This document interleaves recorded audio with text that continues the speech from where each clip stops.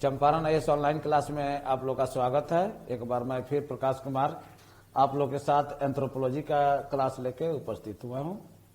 आज एंथ्रो में हम लोग मानव विज्ञान कैसे मानव के लिए उपयुक्त है, मानव की उन्नति के लिए कैसे उपयुक्त है, इसके बारे में हम लोग जानेंगे।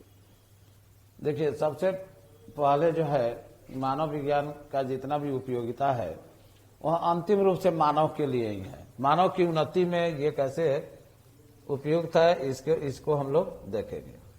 यही हम लोग देखने जा रहे हैं। आज जो है इसको हम लोग देखेंगे। मानव विज्ञान मानव का एक बहुआयामी अध्ययन करता है। यहां देखिए, मानव विज्ञान जो है मानव की उन्नति के लिए कैसे उपयुक्त है, इसी को हम लोग देखने जा रहे हैं। और यहां पर हम लोग ये देखेंगे कि कैसे यह उपयुक्त है। मानव विज्ञान मानव का बहुआयामी अध्ययन करता है, अतः इस विषय का व्यवहारिक उपयोग भी बहुआयामी है। यानी विविध रूपों में मानव का यह अध्ययन करता है और मानव के लिए उपयोगी है। और जैसे ही कोई विषय मानव के लिए उपयोगी है तो निश्चित रूप से हम कह सकते हैं कि वह मानव की उन्नति में सहायक होगा। यही क्वेश्चन आया हुआ है। ये क्वेश्चन 43 में आया था। मानव विज्ञान का प्रमुख उद्देश्य ही है कि मानव समाज के उन्नति एवं उत्थान के लिए प्रयास करना। यहाँ आप देख सकते हैं उन्नति और उत्थान के लिए कैसे प्रयास करता है मानव विज्ञान, इसके बारे में हम लोग पढ़ेंगे।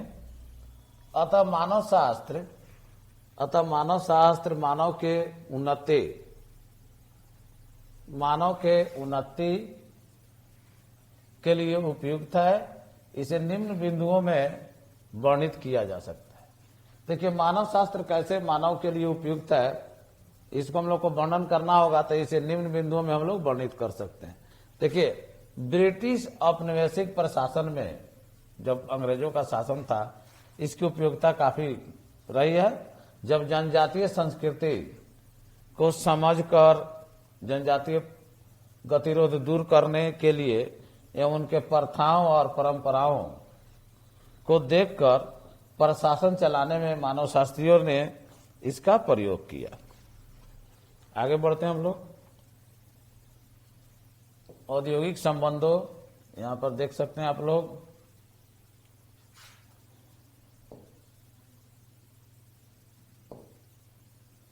औद्योगिक संबंधों को लेके भी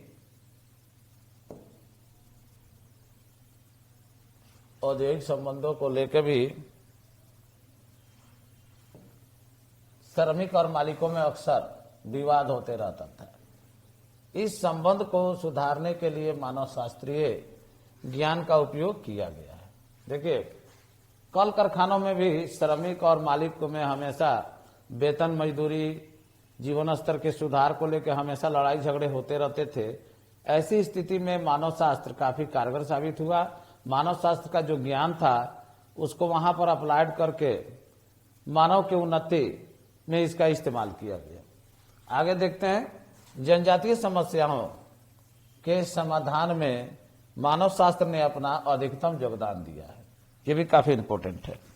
यहां पर भी हम लोग देख सकते हैं कि कैसे जनजातीय समस्याओं में ये योगदान देता है। देखिए, जनजातीय समस्याओं की पहचान करके जनजातीय समस्याओं की पहचान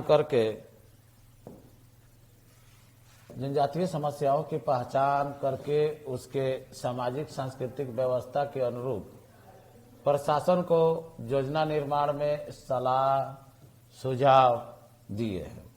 इस आधार पर जनजातीय विकास की योजनाओं को सफल बनाया गया है। कहने का अर्थ है कि जितने भी जनजातीय क्षेत्र है भारत में, जो भी क्षेत्र है, पूर्वोत्तर के राज्य है या झारखंड है या मध्य प्रदेश या कहीं भी जहां जनजातीय लोग रहते हैं, तो उनकी समस्याओं को समझने में मानव विज्ञान काफी उपयोगी रहा है। और उन समस्याओं को दूर करने में भी मानव विज्ञान का काफी महत्वपूर्ण योगदान रहा है।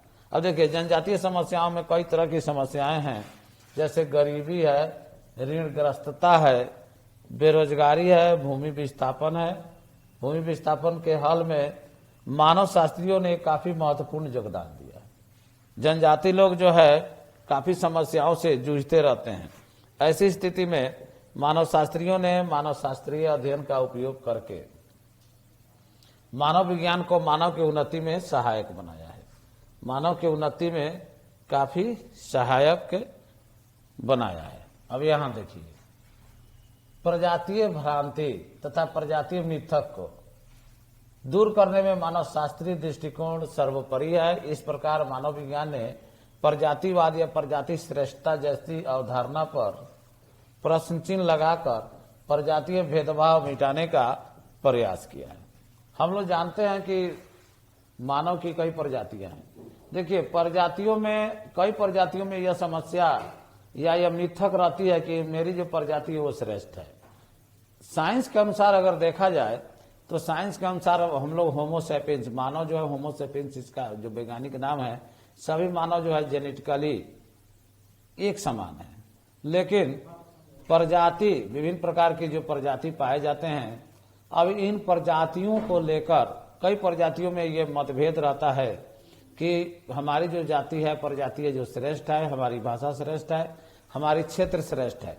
तो ऐसी स्थिति में मानव विज्ञान उनको बताता है, यह समझाता है कि सभी मनुष्य की जो प्रजातियां हैं एक समान है, और इस तरह का जो अवधारणा, इस श्रेष्ठता की जो अवधारणा है और भेदभाव को मिटाने में काफी कारगर साबित हुआ है। चलिए, चिकित्सा के क्षेत्र में देखिए, चिकित्सा के प्रति मानव शास्त्र ने उसके सामाजिक एवं पर्यावरणीय कारकों के तरफ, सामाजिक एवं पर्यावरणीय कारकों के तरफ ध्यान आकर्षित किया है। इससे जनजातीय स्वास्थ्य संबंधी कार्यक्रम को नई दिशा मिली है। देखिए, जनजाति लोगों के स्वास्थ्य सुधार करने के लिए सरकार द्वारा तरह तरह के कार्यक्रम या स्कीम चलाए जाते हैं, तो मानव शास्त्र की इसमें उपयोगिता साबित हुई है और पहले से ज्यादा कारगर हुआ है। अतः हम कह सकते हैं कि मानव शास्त्र मानव की उन्नति के लिए उपयुक्त है। ये छोटा क्वेश्चन टिप्पणी में पूछा गया था, उसी हिसाब से इसका आंसर हम लोग लिखेंगे। अगर मानव शास्त्र की उपयोगिता हम लोग लिखना शुरू करें तो कई पेज हम लोग लिख सकते हैं, 10 पेज, 5 पेज, 15 पेज लिख सकते हैं। लेकिन कोई भी क्वेश्चन जिस अनुरूप पूछा जाता है उसी के अनुसार आपको आंसर लिखना है। चलिए, ये क्वेश्चन हो गया, मानव विज्ञान कैसे मानव के लिए उपयुक्त है। अब आगे सवाल देखते हैं। देखिए, मानव शास्त्र के महत्व और उपलब्धि, यह क्वेश्चन 53वीं बीपीएससी में आया, यहाँ पर आप देख सकते हैं। बीपीएससी 53वीं में यह सवाल पूछा गया कि मानव शास्त्र के महत्व और उपलब्धि क्या है। अब देखिए, इसका महत्व और उपलब्धि तो काफी अधिक है, और उसी में से हम लोग लिखेंगे जो जो इम्पोर्टेंट इसके गुण और महत्व हैं। देखिए, वर्तमान में मानव शास्त्र का महत्व बढ़ता ही चला जा रहा है। मानव शास्त्र की अनेक शाखाओं तथा उपशाखाओं ने मानव जीवन से संबंधित विभिन्न पक्षों का अध्ययन किया है। इससे केवल मानव ज्ञान में वृद्धि नहीं हुई है, वरन मानव की अनेक समस्याओं को हल करने में सहायता मिली है। मानव की जो अनेक समस्याएं हैं उनको हल करने में सहायता मिली है, यहाँ आप देख सकते हैं। अतः मानव शास्त्र के महत्व एवं उपलब्धि को हम लोग निम्न बिंदुओं में वर्णित कर सकते हैं। देखिए, कोई भी क्वेश्चन अगर लिखना है उसे पॉइंट में हम लोग लिख सकते हैं, वो एंथ्रो हो या कोई भी विषय हो, उसे पॉइंट में हम लोग आराम से लिख सकते हैं। अब देखिए, मानव शास्त्र का महत्व हम लोग पॉइंट में इसका वर्णन करेंगे। पॉइंट बना दिया गया है, यहाँ पर हम लोग देखते हैं। पॉइंट में इसको हम लोग लिखेंगे, वर्णन करेंगे, और बहुत ही सटीक वर्णन किया गया है। मानव शास्त्र के अध्ययन द्वारा हम आधुनिक एवं असभ्य और आदिम समाजों के तुलनात्मक अध्ययन करके उनके समाज, राज्य, अर्थव्यवस्था आदि के उद्विकास को ज्ञात कर सकते हैं कि कैसे आदिम समाज में समाज क्या है, परिवार क्या है, वहां की अर्थव्यवस्था क्या है। इन सारे बातों का हम लोग अध्ययन करके, तुलना करके उसकी जानकारी प्राप्त कर सकते हैं। कैसे उससे विकास हुआ, कैसे उनकी उपलब्धि रही है, ये सारा चीज हम लोग जान सकते हैं। मानव शास्त्र ही हमें विश्व की जनसंख्या, इसकी बनावट, विस्तार, लक्षणों आदि का ज्ञान प्रदान करता है।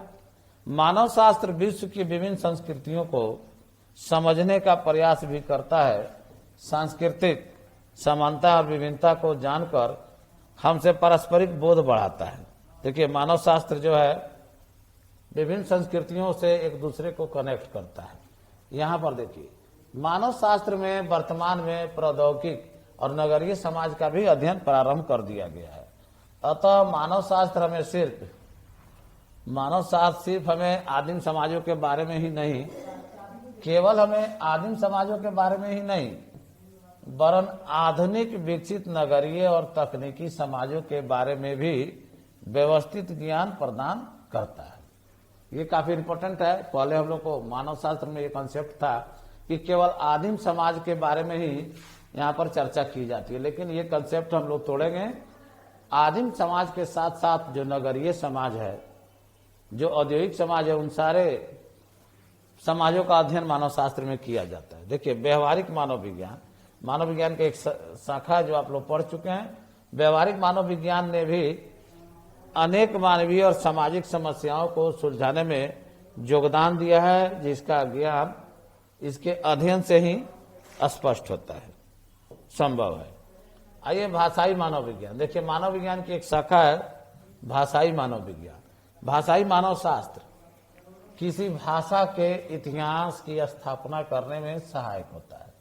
इससे उस भाषा के अन्य भाषाओं से ऐतिहासिक आदान प्रदान का भी पता चलता है। ठीक है, कैसे हिंदी या संस्कृत या जो भी भाषा है, फ्रेंच है या बहुत सारी जनजातीय भाषाएं हैं, तो ये भाषा का कैसे डेवलपमेंट हुआ, ये सारा चीज हम लोग को मानव शास्त्र के अध्ययन से प्राप्त होता है।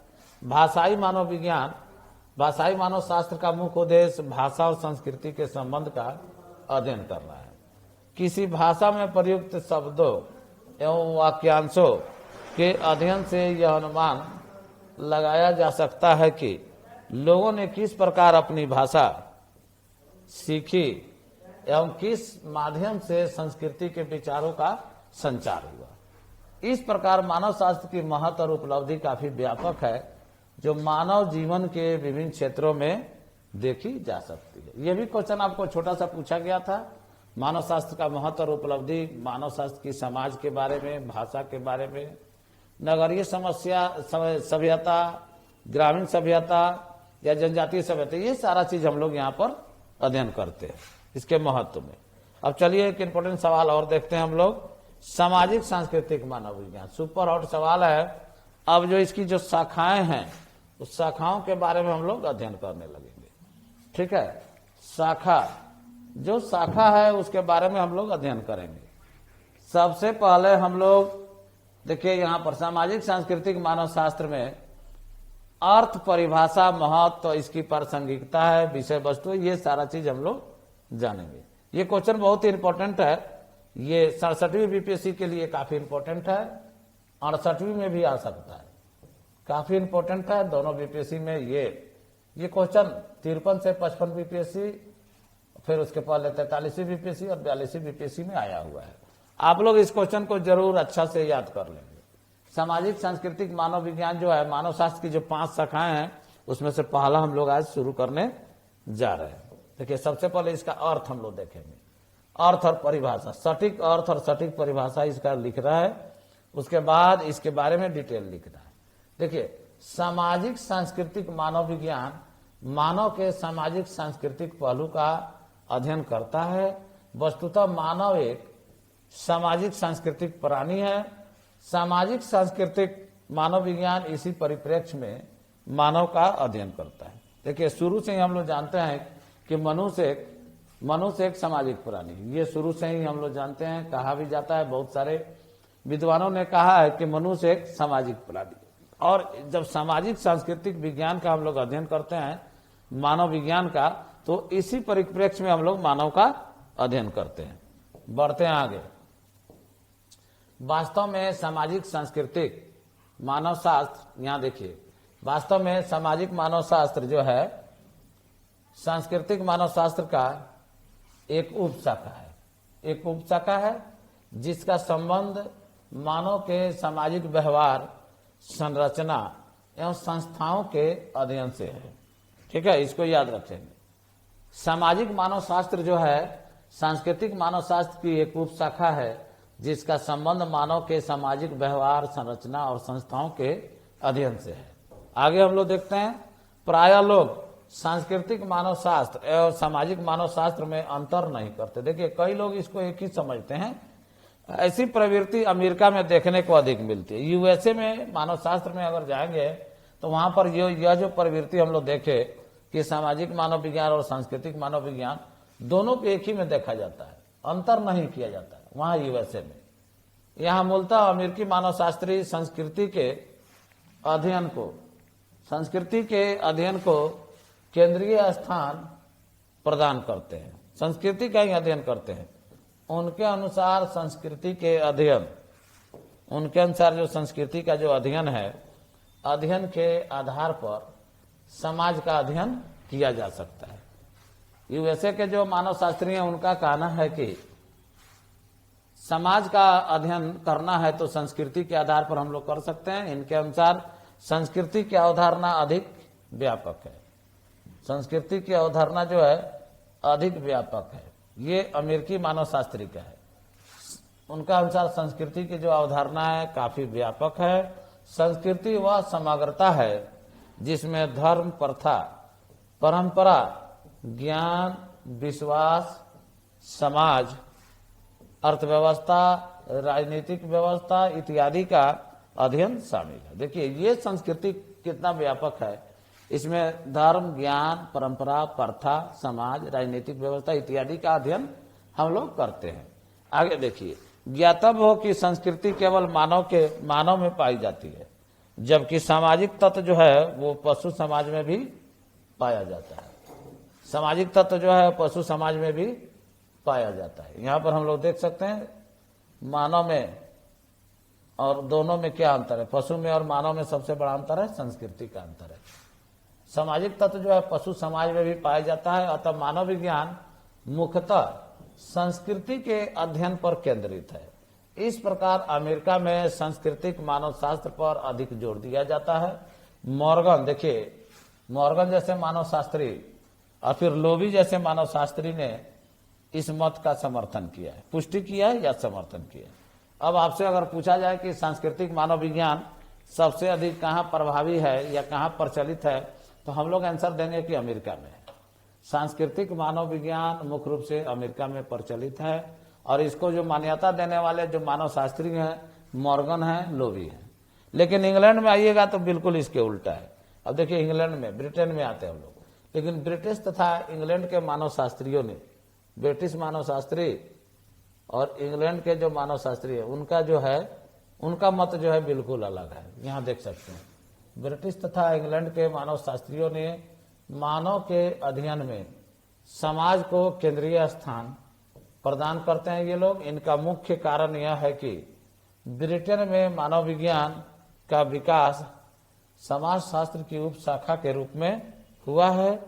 फलतः समाज शास्त्र के प्रभाव स्वरूप ब्रिटिश मानव शास्त्री सामाजिक संबंधों के अध्ययन पर विशेष बल देते हैं। यहाँ पर सामाजिक, ब्रिटेन में या इंग्लैंड में जो मानव शास्त्री है सामाजिक के मानव शास्त्र पर ज्यादा बल देते हैं और सामाजिक संबंध को प्राथमिकता देते हैं। इस प्रकार सामाजिक मानव शास्त्र जो है में सामाजिक संबंध, सामाजिक संरचना, यहाँ हम लोग देख सकते हैं क्या क्या वो लोग बल देते हैं।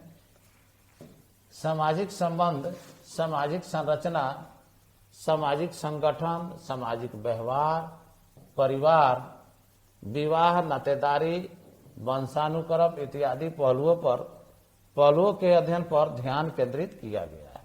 देखिए, सामाजिक मानव शास्त्र में जो हम लोग जिस विषय वस्तु पर ध्यान केंद्रित करते हैं वो सारा विषय वस्तु है, सामाजिक संबंध है, सामाजिक संरचना है, सामाजिक संगठन है, सामाजिक व्यवस्था है, परिवार है, विवाह है, नातेदारी है, वंशानुक्रम है इत्यादि।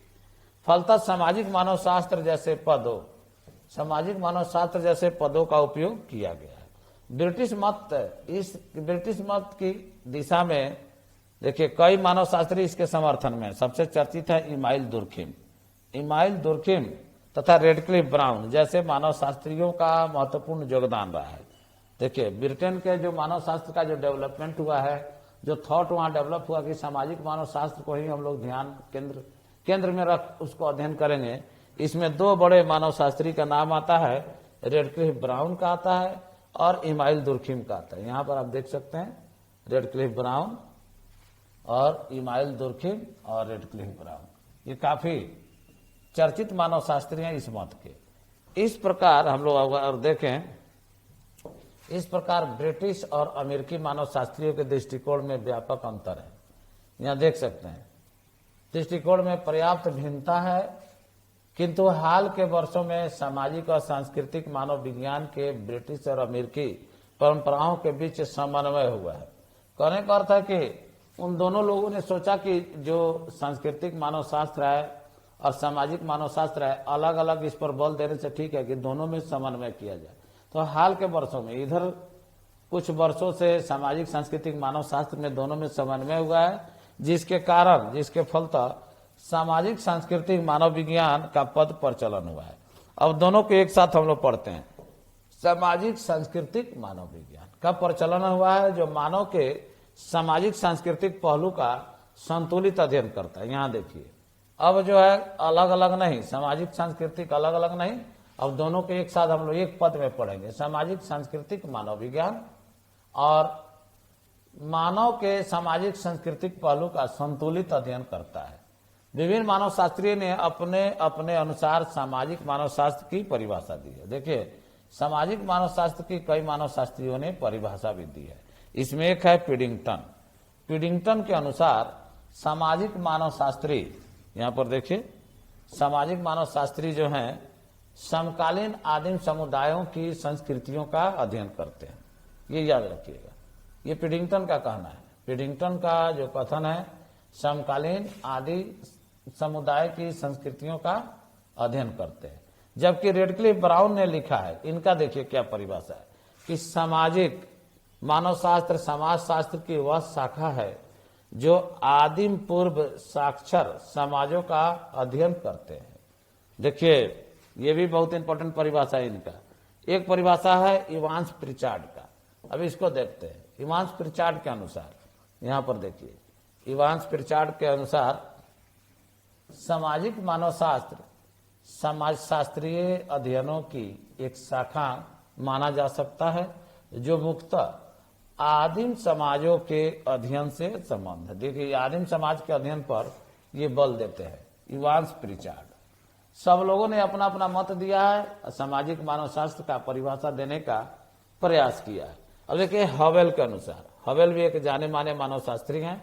इनके अनुसार सामाजिक मानव शास्त्र सामाजिक व्यवहार और सामाजिक समूहों के संगठन के अध्ययन पर बल देता है। यहां देख सकते हैं एक और भारतीय मानव शास्त्री हैं, श्यामाचरण दुबे। यहां देखिए, श्यामाचरण दुबे के अनुसार सामाजिक मानव शास्त्र मनुष्य के व्यवहार का विविध सामाजिक स्थितियों में अध्ययन करता है। एक और मानव शास्त्री को हम लोग देखते हैं, एम श्रीनिवास। देखिए, एम एन श्रीनिवास, ये जो भारतीय मानव शास्त्री हैं, इनका रिसर्च केस स्टडी काफी चर्चित है। इनके शब्दों में यह मानव समाजों का तुलनात्मक अध्ययन है। यह मानव समाजों का तुलनात्मक अध्ययन है। सामाजिक मानव शास्त्र का ये सटीक और छोटा परिभाषा देते हैं। आदर्श रूप में इसके अंतर्गत आदिम, सभ्य और ऐतिहासिक सभी प्रकार के समाज आते हैं। देखिए, एम एन श्रीनिवास ने सामाजिक मानव शास्त्र की परिभाषा जब दी, तो इसके अंतर्गत उन्होंने सबको रख लिया है, आदिम समाज को, सभ्य समाज को और ऐतिहासिक समाज को। इन परिभाषाओं से स्पष्ट होता है कि सामाजिक मानव शास्त्र, यहां पर हम लोग देख सकते हैं, सामाजिक मानव शास्त्र जो है विभिन्न स्तरों के समाजों के संस्थात्मक व्यवहार, सामाजिक संरचना एवं सामाजिक संगठन का अध्ययन है। ठीक है, ये सटीक परिभाषा और इसके बारे में हम लोग जान चुके हैं। अब जो है हम लोग यहां पर अब इसकी उपयोगिता देखेंगे। उपयोगिता यहां पर देखते हैं हम लोग, उपयोगिता सामाजिक सांस्कृतिक मानव विज्ञान की प्रासंगिकता। आज इसी को हम लोग पढ़ते हैं। आज ये लास्ट में हम लोग इसका उपयोगिता देख लेते हैं। देखिए, सामाजिक सांस्कृतिक मानव विज्ञान की प्रासंगिकता। सामाजिक सांस्कृतिक मानव विज्ञान एक सैद्धांतिक विज्ञान के साथ साथ व्यवहारिक विज्ञान भी है। इस कारण से सामाजिक सांस्कृतिक मानव विज्ञान के ज्ञान का उपयोग मानव समाज के समक्ष उपस्थित कई समस्याओं के व्यवहारिक समाधान में किया जाता है। देखिए, मानव शास्त्र का जो उपयोग है, जो इसका ज्ञान है, मानव के व्यवहार में, मानव शास्त्र की समस्या, मानव के व्यवहार से रिलेटेड कई समस्याओं में हम लोग इसका इस्तेमाल करते हैं व्यवहारिक समाधान में। अब देखिए, मानव शास्त्री सांस्कृतिक विशेषज्ञ होते हैं, इसलिए समाज में सामाजिक विकास एवं परिवर्तन की प्रक्रिया त्वरित करने में उनकी भूमिका काफी महत्वपूर्ण होती है। अब देखिए, उपयोगिता को कैसे हम लोग ऐसे लिखें। देखिए, जनजातीय और ग्रामीण विकास कार्यक्रम में निर्माण और क्रियान्वयन में सरकार को उचित सलाह देते हैं। ये पहला इंपॉर्टेंट इनका उपयोगिता हो गया। कोई भी मानव शास्त्री जो ज्ञान उसके पास है वो सरकार को सलाह देता है।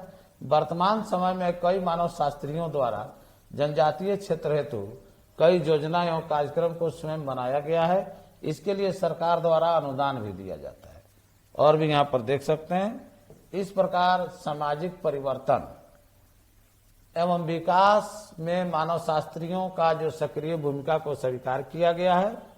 इसके अलावा सतत विकास को सक्रिय करने, जनजातीय समाज में उत्पन्न विस्थापन की समस्याओं को निराकरण, उचित पुनर्वास में सामाजिक सांस्कृतिक मानव विज्ञान के ज्ञान का व्यापक उपयोग हुआ है। इस तरह से इसका उपयोगिता हो गया। अब सांस्कृतिक मानव विज्ञान का विषय क्षेत्र भी हम लोग थोड़ा देख लेते हैं। विषय क्षेत्र भी आज देख लेते हैं हम लोग। देखिए, सांस्कृतिक मानव विज्ञान का विषय क्षेत्र। सांस्कृतिक मानव विज्ञान के तहत मानव के पूर्ण संस्कृति और उसके कार्य सभी आ जाते हैं। सांस्कृतिक मानव शास्त्री इस विषय के अध्ययन क्षेत्र में निम्नलिखित पक्षों पर ध्यान देते हैं। और देखिए, किन किन पक्षों पर सांस्कृतिक मानव शास्त्री ध्यान देते हैं। सबसे पहला है संस्कृति की उत्पत्ति। यहाँ देख सकते हैं, संस्कृति की उत्पत्ति और उसके प्रसार तथा विकास कैसे हुआ, ये पहला। दूसरा है, दो संस्कृतियां मिलती हैं तो सांस्कृतिक परिवर्तन किस प्रकार होता है। यहाँ हम लोग देख सकते हैं कि दो संस्कृतियों का आपस में समन्वय या संयोजन होता है तो क्या होता है।